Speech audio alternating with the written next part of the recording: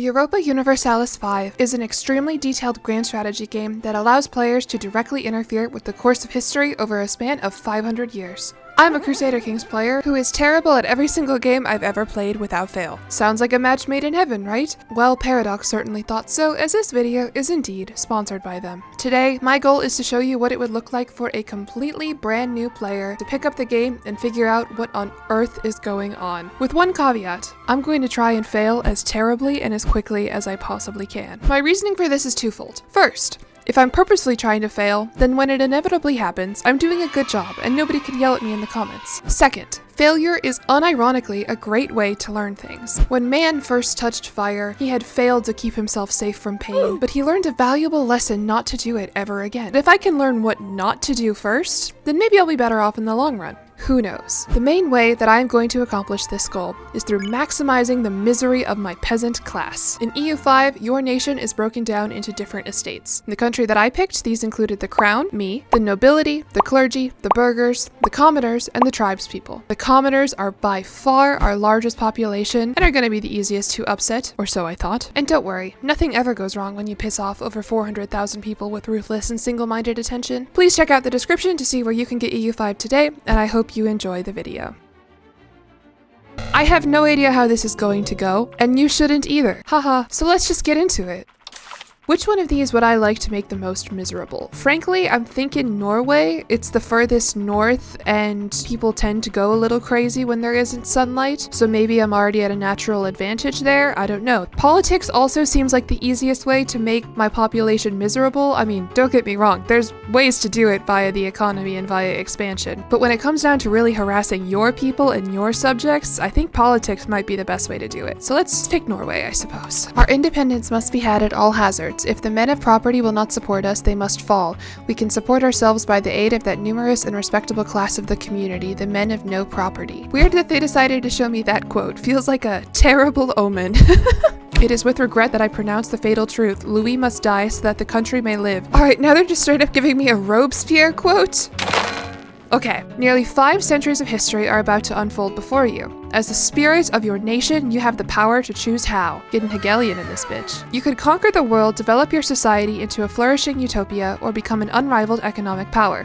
Whatever you choose to do, history is yours to control. Haha, don't I know that? Okay, by holding tab, you can see an overview of the whole world. Wow, the world is so big. Every country is either settled, extraterritorial, army-based country, or a society of pops. Society of pops be like, why don't you call me anymore? Is that me? Oh god, I picked a real ugly guy, didn't I? Our ruler? Who's our? Speak for yourself. You are currently playing as the Kingdom of Norway, a country with King Magnus VII as its ruler. The leftmost section of the top bar displays your estates, which are groups that hold power within a country. As a player, you are represented by the crown. Okay, so these are the divisions of people that we're gonna need to piss off, and I think each one of them, there's gonna be a unique way in which we can do it. But do you see what I'm talking about here? What I'm talking about is their estate satisfaction. This is how happy the estate is with how the country is currently being ruled. This also has a direct impact on the pop satisfaction of the pops belonging to the state. Okay, so what is pop satisfaction? This is how happy the pop is with its situation in life. It is influenced by the following factors. So hold on, I need to write this down. Yes, tell me exactly what I can do to piss you off. You will need to spend hold on. Ducat. You will need to spend ducats for many actions in this game, from paying your soldiers to building up your cities. Another particularly important number is your stability. Oh, I'm thinking this is gonna be negative. Over time, stability will tend towards 0 unless other factors impact it. Okay. Time! Well, I know what that is. Oh my. Okay, I just got jump scared by King Magnus VII of Bielbo. Hints can be consulted at any moment in the hint panel. Okay, let's read about no allies. That seems like a problem I'm probably gonna have. No one can survive in this world alone. Thank you, Olav. Love the haircut. Oh, it's hello, Johan. Okay. Oh, he's gone. While rebels are certainly bad for business, they are usually reactionary. If you solve the cause of their unrest, you will not only stand to pacify them, but also to improve our country. What if that's not really what I had in mind? I guess, can you lose EU5? Can I get a game over? Alright, well, Thank you for the hints. Ducats are one of the most important resources in the game. The path to global domination is paved with gold and blood. All right, let me write that.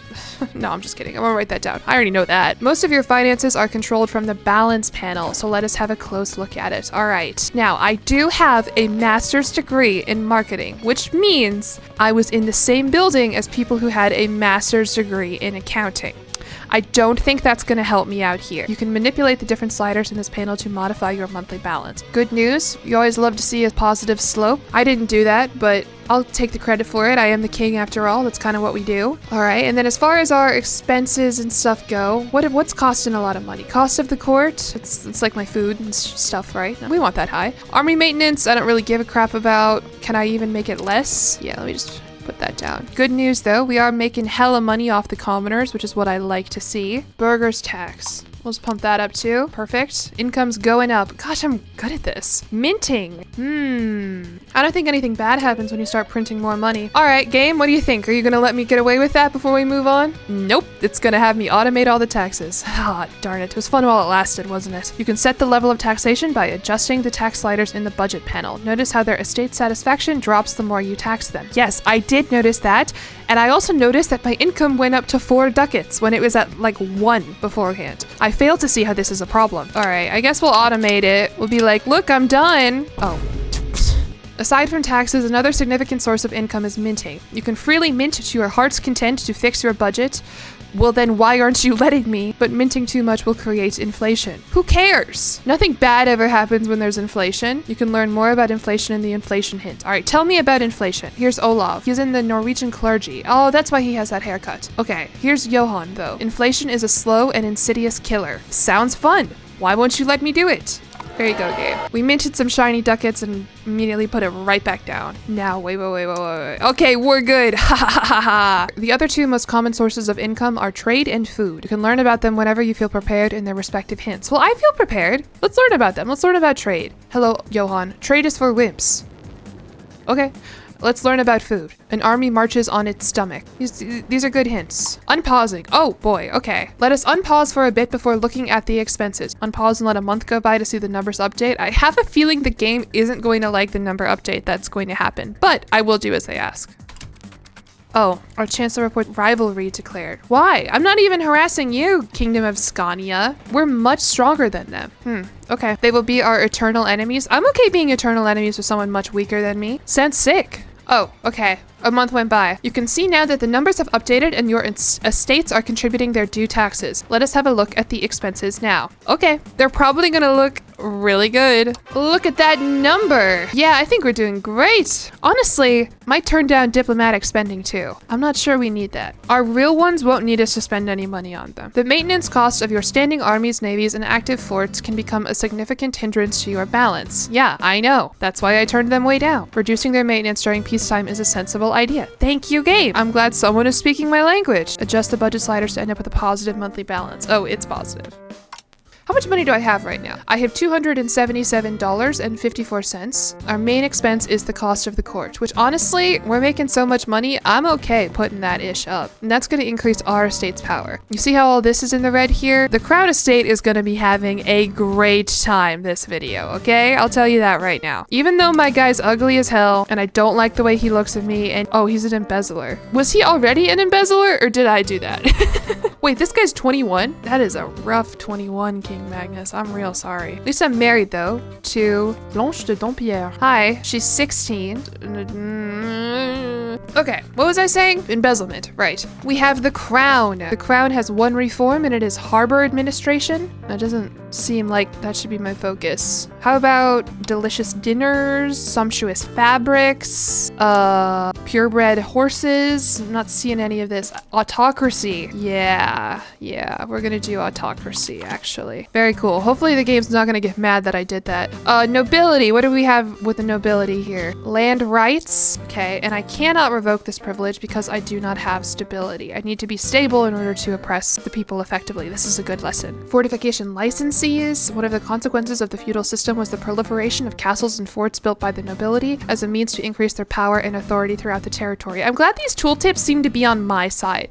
Like, I know, like, I'm the spirit of the nation, and so I naturally play as, like, the most powerful guy, I guess. But I do like that these tooltips are like, yeah, the nobles, man, what are you gonna do? They've got a lot of power, and we can't really do anything about it. Feudalism, huh? Clergy. What's our clergy rocking with? Religious literacy rights? Yeah, that sounds reasonable, I guess. Enforced religious unity. Our country is home to different confessions, so coexistence is becoming increasingly difficult, thus weakening our government. We have to enforce that our subjects only practice our state religion, as that will strengthen our power and authority over the country. Yes. Decreased tolerance of religion. Perfect. I feel like the main people who we're going to be focusing on this game, in terms of our oppression, are going to be the commoners. If you see here, we have numbers. The nobility is 1,700 pops. The clergy is 3,800. The burghers are 8,100. The commoners are 450,000. Now, some people might say that because this number is bigger, it is maybe not a good idea to piss them off collectively. Some people might say this, but did you consider they're a bunch of weak, poor people? What can they really do in the face of this guy? Olaf says a strong clergy improves the stability of the realm. Likely thing for a member of the clergy to say. Commoners, what are you up to, commoners? Why do you have 5% lightning? What does that mean? Power. Oh, okay. I do have enough stability to immediately revoke their privilege of communal lands. Or I can revoke their hunting permits. The nobles are not a fan of the peasants having hunting permits. Monthly progress to free subjects. A country with high serfdom is about exploiting the peasants as much as possible. Okay, let me write that down. Good to know. High serfdom. Whereas a country with free subjects treats peasants as human beings. Ugh. So we need to revoke this privilege, because every month that progresses our subjects more towards being free subjects. We want to keep those guys oppressed. Serfdom squad, make some noise. Let's revoke this privilege here.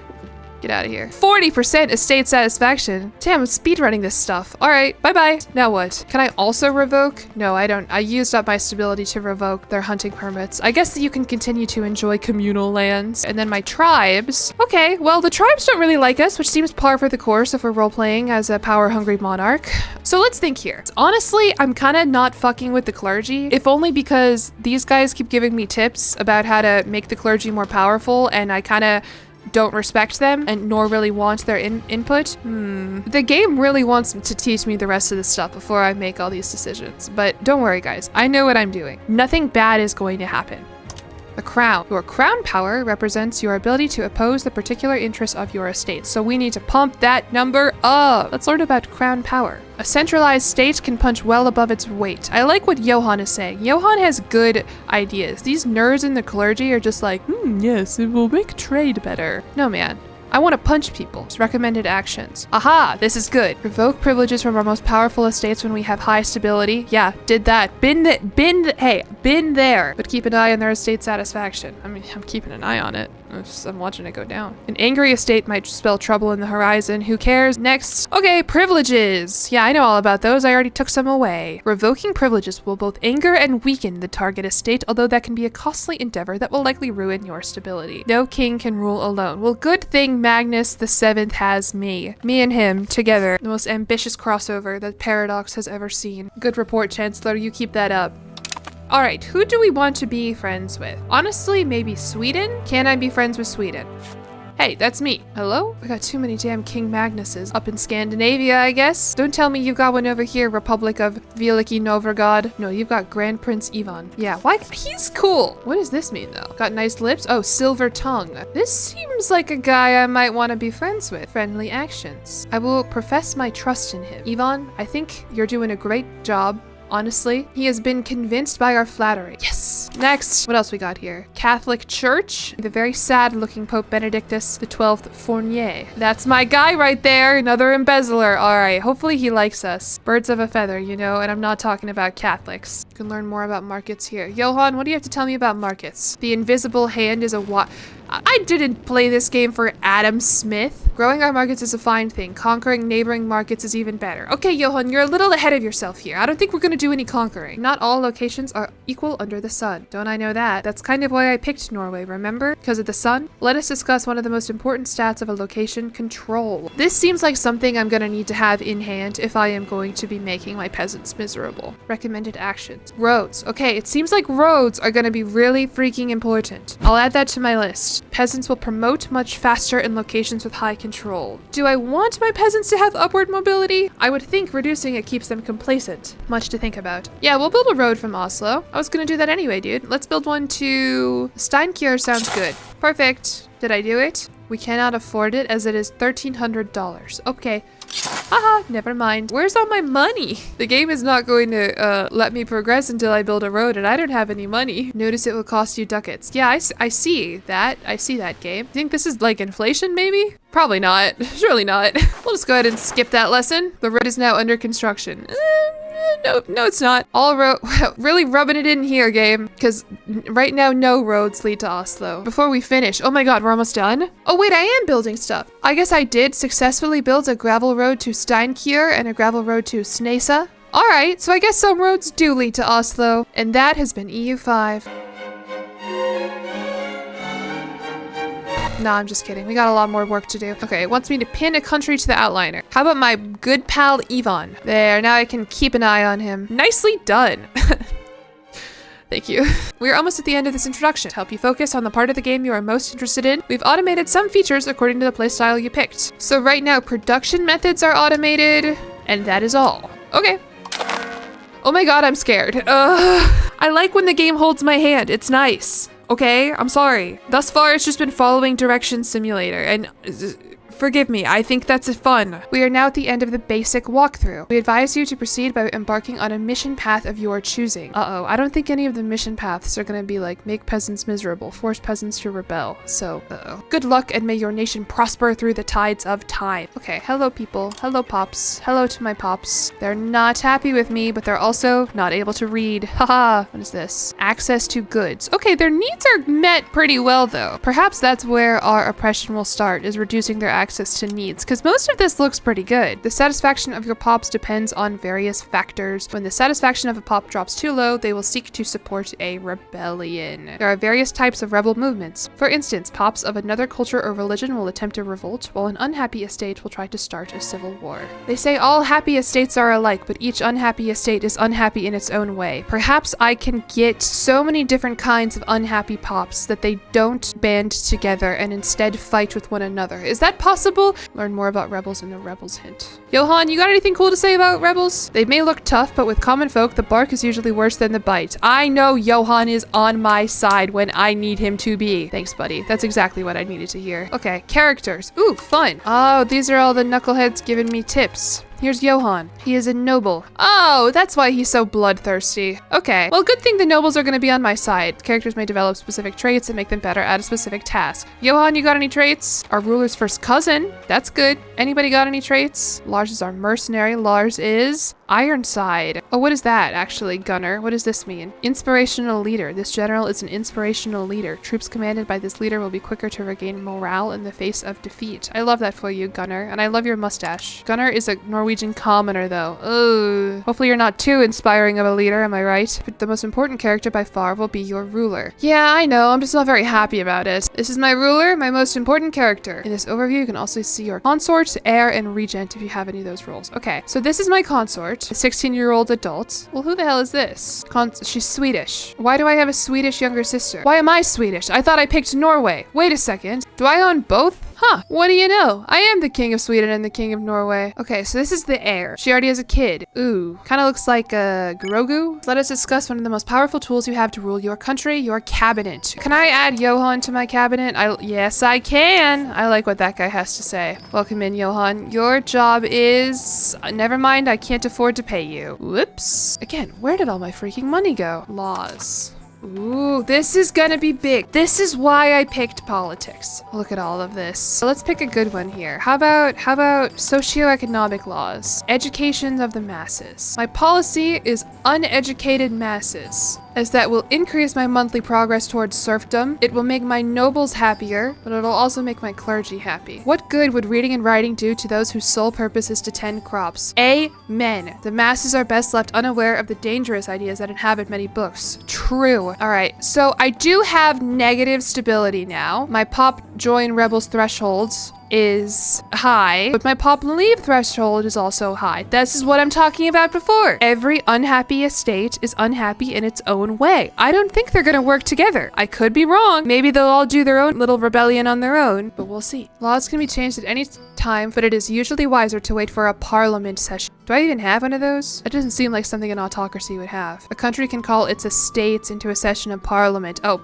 I don't care what those guys think. Societal values. Oh, okay. Traditionalists versus innovative, don't really care. Spiritualists versus humanists, don't really care. Aristocracy versus plutocracy. I'm glad we're on the right side of history here. Definitely serfdom. Definitely we want serfdom instead of free subjects. But I feel like that'll be pretty easy to get to. Belligerent versus conciliatory. A conciliatory country appeases others, either due to being weaker or it just believes that it is easier to catch flies with honey. I'm glad we're belligerent. The lion does not concern himself with the opinions of all these other countries. We've got our own goals in mind. And that individualism versus communalism. I think we want to decrease communalism. I think this is something that we want to really make sure we are tamping down on, if you will. So cabinet, you could get on that, please. Encourage societal value towards individualism. Yep. Let's get some podcasts going. Let's get some psyops, some Twitter bots. Johan, you're gonna be on that? All right, cool. I think that's probably what the game wanted me to do with this tooltip, but not all politics happen inside our realm. Honestly, I don't know what our diplomacy is gonna look like. I don't think people are going to want to be friends with me, but would they attack me if they see me abusing my population? I feel like most of these other guys don't really give a crap. They're too busy abusing their own populations in their own special ways. Open the foreign country panel by clicking on a country on the map. All right, England. What's up? Edward. Okay, I've already done this because I said I trusted my friend. Don't worry.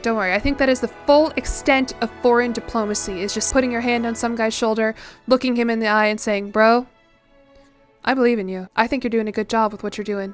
I can't wait to see what happens next. Improve relations. Okay, that sounds good, actually. I'm always trying to improve my relationship with the English. Diplomats, go be nice to the king. Lastly, let us check out missions. Politics mission. A capable candidate. A state cooperation. Oh, progress in literacy. Vassal ties. All right, how about we pick a capable cabinet? That seems like the only one of the four that aligns with my intended playthrough. Wrapping up. Nice. Thank you. Alright, what's up? I'm reading a script now. We're trying something new. We're gonna see if it works because there's a lot going on here and I wanted to stop live commentating and simplify it down and tell you what I did and what happened. Right off the bat, I really wanted to get going with changing more laws and finishing up the capable cabinet mission, but unfortunately the decisions I'd already made for some reason had left me broke and without any stability. In order to progress, I needed to appoint 2 cabinet members, including my guy Johan, and to do that I needed to let some time pass to generate money from my ridiculous tax rates. And pretty much immediately, the quote, vile kingdom of Denmark declared us as their rival. I'm not 100% sure what that meant, but I was honestly a little offended. Anyway, they are now our eternal enemies, but spoiler alert, things are about to get a whole lot worse internally in Norway, and foes across the North Sea aren't really going to be an issue. Very quickly, I started to see the problem in this little bit that I was trying to run when I learned that I couldn't piss off every single one of my estates and still be able to, I don't know, progress the game. So I decided to really focus on my natural allies in the nobility and grant them a hell of a lot of privileges and undo the crazy tax that I had already begun to levy on them. It turns out some of these decisions can be made with crown power, which I had been attempting to amass the entire time and had in spades. So within a few seconds, my nobles now had the privilege of elite council, a privilege that slows down stability decay and progresses us towards aristocracy rather than plutocracy, ups the entire estate satisfaction of the nobles, and costs only 5 crown power. Since putting them on an administrative council wasn't enough, I also granted them the only nobility as leaders privilege, which reads, the nobles believe that they are the only ones capable of being designated leaders of our armies and navies due to the deeds of the past. However, this is something that bothers the other estates of our country who think that the nobles are arrogant fools. The other estates are, of course, right, seeing as we do not really have armies and navies here, but the nobles nevertheless had a plus 15 estate satisfaction from this, and it also just sort of essentially pissed everyone else off, which is fine for now. I contemplated if I wanted to befriend the burghers here, but because none of their privileges really helped me out, I left them stranded to do their middle-class bullshit. While I was doing this, the 100-year war began between England and France. This isn't really going to be consequential at all to the plight of the Norwegian commoners, but I do really appreciate the button here that says, "This will hopefully be over quickly." Very good joke. Seeing as some time had passed now and I had my minting slider all the way up, I revisited my cabinet to hire my guys and to make sure they were working on the right things. I might have told them to do what they were already doing, I'm not really sure about that, but you know, if we're role-playing as an incompetent king, that seems like something he would do. And for recap's sake, what I told them to do was to stabilize the country, good luck fellas, and to change societal values away from communalism into individualism. This is to dissuade my unhappy peasants from growing class consciousness and banding together with the power of friendship or whatever. When it came to actually hiring people for my cabinet, obviously the number one choice was Johan, but I also picked that Olaf dude too, since at the end of the day, he was just trying to help me out and he had some pretty good stats, I think.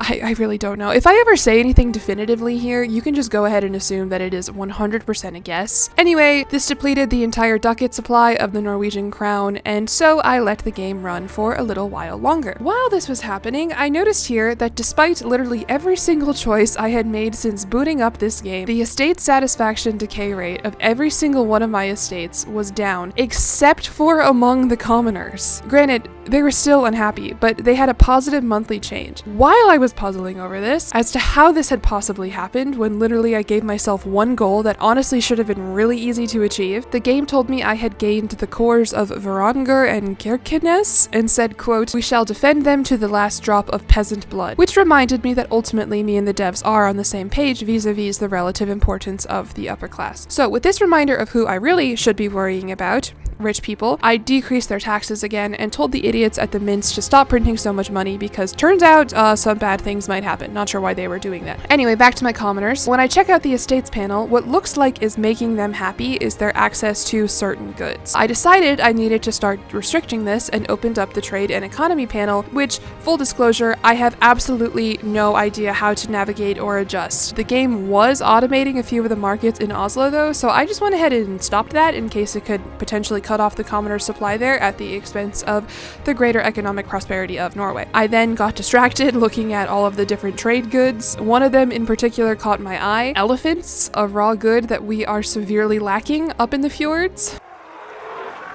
I would have thrown away this video and the idea entirely just to focus on elephants if I could have figured out how to purchase some, but thankfully I'm dumb as hell and especially incompetent when it comes to learning new games and trying to make interesting content at the same time, so I had to abandon Dumbo and focus on something else, such as trying to limit my commoners' food stockpiles, which I noticed in the market tab. I wasn't really able to figure this one out either, but I did notice our eternal rival Denmark had formed a navy of exactly one soldier, so I'll be keeping an eye on that, but honestly, I mean, I think even I can take out one guy. I then noticed the disease tab right here and patted myself on the back for having no diseases, even though the game was yelling at me for doing pretty much everything else wrong. While reviewing all these tabs, I was notified that my wife had given birth to a child, an heir, which is good, but that he was unfortunately too young, which is bad. Hopefully next time she'll birth me an older one, but for now, welcome to the world, young burger. Believe it or not though, the birth of a crown prince, especially a young one, was not enough to appease the commoners, however, or the rebels of the burgher class, or the clergies, or the Hanseatic patriots. None of them were very large or important yet though, so I kinda just went along with the rest of my absolute buffoonery. Good news though, our extreme censorship and crackdown on literacy rates appeared to be working. I was a bit worried about the burgher insurgents though, because they happened to be with me in Oslo, and I figure that your capital is maybe the last place you want to have rebels.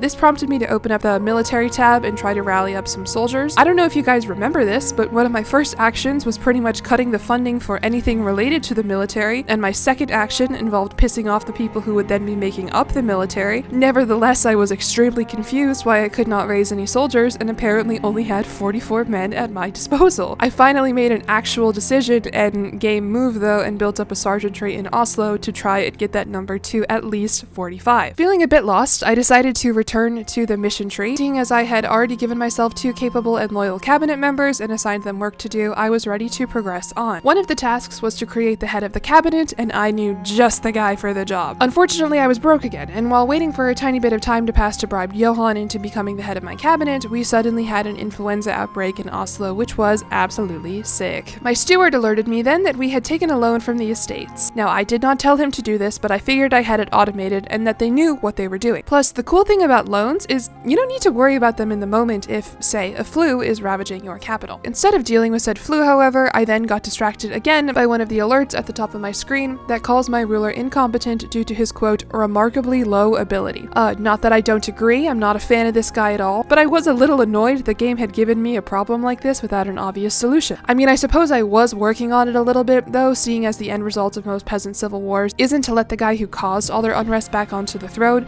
but still, I was like, game, you gave me this guy, what are you talking about? The little rat icon, cute as he is, was starting to make me worry though, so I decided I'd do everyone a favor and try to build some disease prevention buildings in Oslo. While I was doing this, I noticed that our employment system was first come first serve, which seems a little too generous and not nearly self-interested enough for my tastes, and so I went ahead and set it to most profitable first. Like many others, when everything in life is going terribly wrong, I then turned to organized religion. This didn't work, so like many others when everything in life starts going terribly wrong, I turned to AI and just started to automate everything just to see what would happen. My chancellor must have been chomping at the freaking bit to declare his hatred of Scania, because pretty much as soon as I clicked the automate rivalry button, he announced to the world that we view the kingdom of Scania as our rival. He also didn't really seem to like my idea of currying favor with England, and so he cancelled our attempts at improving their opinion of us, and to complete his little hat trick, he also decided to acknowledge our mutual rivalry with the vile state of Denmark, our enemy for all of eternity. For a second, I felt a little bit better, because it turns out the automation is actually a lot better than me at the game and solved a lot of immediate problems. However, this came at the cost of my poor sweet baby noble's happiness when I got the event. Our policies are evoking widespread discontent among the nobility. It seems they are misinterpreting them in a way contrary to our intentions, to the degree that our opponents hold them up as proof of the government's ill will and lack of interest in the welfare of our kingdom, which other than being the complete opposite of the truth is hurtful because I truly only had them, and also myself, mostly myself, in mind throughout this entire cursed playthrough. I nevertheless conceded that they made some good points. Meanwhile, my cabinet had started something called a, quote, recovery effort for some reason, and a Scot spilled a drink on my chancellor and earned the Kingdom of Scotland a declaration that they were also our eternal rival for all of eternity. He then decided it was time for a vacation in France and built himself an embassy there, and I decided it was time to stop automating everything. While doing this, I received news that my dear cabinet advisor Olaf had made some dubious decisions and admitted they were services to a, quote, secret society that he was indeed part of. I told you guys not to trust these clergymen, didn't I? Seeing as I never liked the guy anyway, and a bunch of other politicians were upset at this, he was naturally executed. I replaced him with another noble guy who honestly might have been Johan again, going under an alias, and while in the cabinet tab, I saw that the game had decided the most important actions were to help some random province, quote, recover and to crack down on the commoner rebels. I decided I liked the idea of killing rebels, but told the one with the bleeding heart to work on stabilizing the country instead. A few other loans went through, but just like my student loans, I ignored them, and then I couldn't help but notice while I was here that my income, which had been positive for the whole game, suddenly had slipped deep into the red territory once I started automating things. Interesting. Don't worry, I fixed it and stopped automating the taxes. Hopefully, the peasants and tribespeople enjoyed their brief respite. Another loan quickly went through, but good news, I had finished researching organized religion, which of course means that I could then start researching guilds. I took out another loan and then got this notification. I'll just read it out loud. Although King Magnus IV issues many ordinances, His Majesty is, in practice, almost powerless to enforce them. Instead, enforcement depends upon the local powers, regional nobility, and city governments that are not always as vigilant as we desire. Recently, it has come to our attention that our authorities in Bergenhus are being particularly reticent in enforcing the king's will. Okay, who could have seen this coming when I suddenly granted my nobles pretty much unchecked power? I let them handle it in exchange for a loss in legitimacy and took out a few more loans. At this point, I realized that things were going bad in Norway fast, and I was going to need an exit plan. Hopefully, the King of England didn't get news about the embassy we built in France, because I decided to focus my efforts on appeasing him almost incessantly just to kind of see what would happen. I think he liked it, but I can never tell. I always feel like I like other people more than they like me. Speaking of people not liking me, I checked in on my rebels and saw that in addition to the factions I mentioned previously having grown, a group of Irish patriots had decided they were mad at me too and wanted to rebel.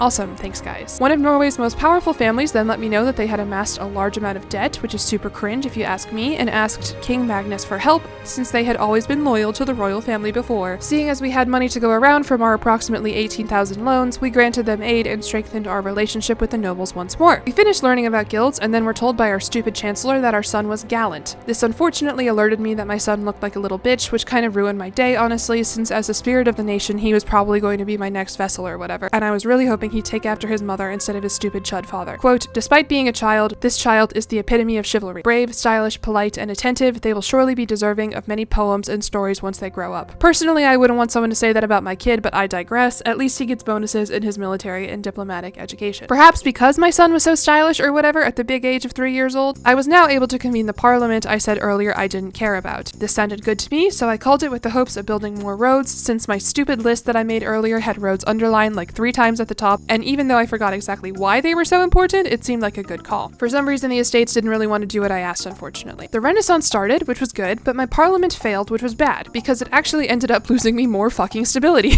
Perhaps related, I was notified while thinking really long and hard about which advancement to research that Norway is, quote, neglected economically. Good news though, the Irish rebels were now joined by Scottish rebels too. This one I at least understand a little bit because my chancellor did kind of insult their entire country a little bit ago. Then, for the second Paradox playthrough in a row, I was then accused of corruption, in which, quote, several scandals over the past year have brought issue to the fore, so much so that many influential populists are now calling for us to take action against this growing problem. Now, this time around, cards on the table, I will admit I am a little corrupt, and with this in mind, I ignored whoever brought me this news and returned to monitoring my growing peasant rabble situation. Good news though, we got some more measles. My stupid commoners then found a way to subvert my rapidly inflating currency with bartering. Seeing as the game says this undermines the crown and I only want them to suffer, I instructed my people to enforce the usage of coinage and made it clear that cryptocurrency was not allowed either. Quote, times then grew dire, and once again I was reminded my stupid corrupt clergy wasn't paying taxes and using the money to instead fund terrible haircuts. I made it clear that they needed to contribute, and this helped me out and pissed them off, a 2-for-1 special. Unfortunately, this also seemed to annoy the nobles again. This is the point where I sort of realized I had indeed achieved my mission of causing the most misery possible, but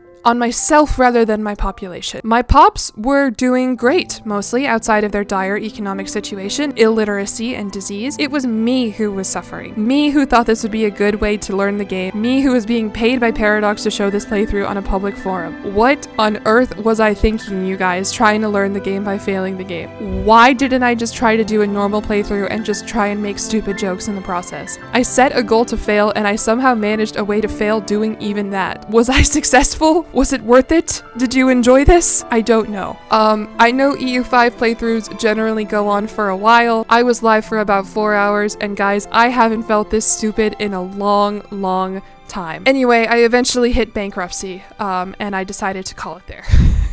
Alright, well that was different from my usual stuff, huh? Truthfully, I don't think I'm ever gonna do anything like this again for a video, but if you made it this far, I hope you nevertheless enjoyed it in one way or another. It was pretty fun, I will say, to go through my playthrough and write a sort of post-hoc commentary, so maybe we'll see if I can apply that to a game that I actually do understand at least 20% of. Thank you to Paradox for the early access to EU5 and for collaborating with me on this video. Even though I don't really think this is the game for me personally, given the ways that I like to play video games, it still is absolutely surreal to be a part of the launch campaign for the grandest grand strategy game in one way or another. So thank you for letting me be a part of it. Almost every single one of my videos is recorded live on my Twitch channel, twitch.tv/jillyeon, JILLYEON. Head to the link in the description to drop me a follow there and be notified when I'm live. And while you're there, consider following me on Twitter or joining my Discord where we can talk about this playthrough and I can share all of the other things that I had to cut out of this video because I was worried that it would make me look way stupider on the internet than I actually am. I swear I'm smart, okay? Like a little bit. Like I'm good at some things. Okay, that's all I've got for now. Let me know your thoughts in the comments, but please try and be nice, and I'll see you in the next video. Alright, goodbye.